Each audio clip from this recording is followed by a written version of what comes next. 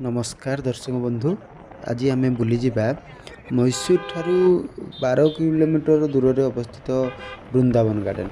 यह एक प्रसिद्ध जगह। जेबे भी कहीं ऊटी किंबा मैसूर बेंगलोर बुलिया को आसती तो यही जगह को निहाती बुलिकी जाती। तो ये जगहटी देखिए केते सुंदर। तो आम ଯିବା से जगह को। बाटरे ଯିବା बेले एहीपरी दृश्य आपण देखिपारे। तो संध्या बेले टिके आउ टिके भल लगे। तो ଯିବା। एटा तार गेटटा मेन गेट। आस आस आस भितर पशिला परे ये भाया मार्केट सब अच्छी। छोट छोट मार्केट आपड़ से चाहिए खाई पारे बहुत जिनस। तो आपड़ देखिपे केते लोक जाऊँच सेठी संध्या बेले गले आउ टिके बढ़िया लगे। तो आपड़ जेबे भी आसुचंती प्लान करुचंती तो संध्या बेले आसबे।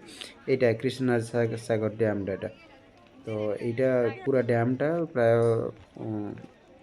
बहुत पुराना डैम। ये 1937 मसीह आरंभ होना 1932 मसीह शेष होता।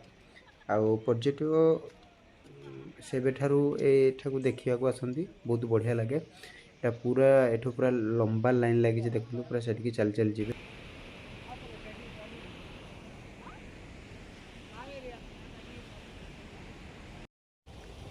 एठाकू आसिले आज्ञा आपन को बोरिंग लगभग। आपन को ये माहौलटा ही एमती कर आपण एठू 2-3 घंटा 4 घंटा रहिले भी आपन को जम्मा भी बोरिंग लगभग। यही सुंदर सुंदर दृश्य आपन देखि परिबे। आहुरी बहुत किछि अछि। तो संध्या हो गलानी बोली मु बेसी किछि देखै पारुनी। तो आपण माने आसिले एठाकू जेबे भी आसिबे तो एठी आसिकी बुलिकी आपण माने जिबे। आपन को बहुत भल लागिवो।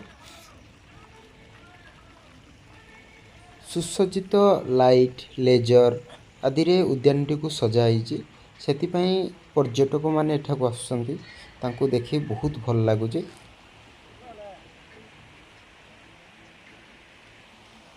गार्डन टी को बहुत सुंदर भाव में सजाई आज्ञा।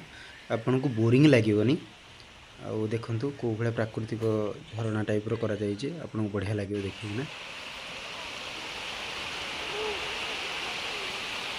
टिके आगे म्यूजिकल फाउंटेन अच्छी जहाँ म्यूजिक बाजो आ पानी सब तार शोटा आप देखिपारे जमी दुबई रे हुए।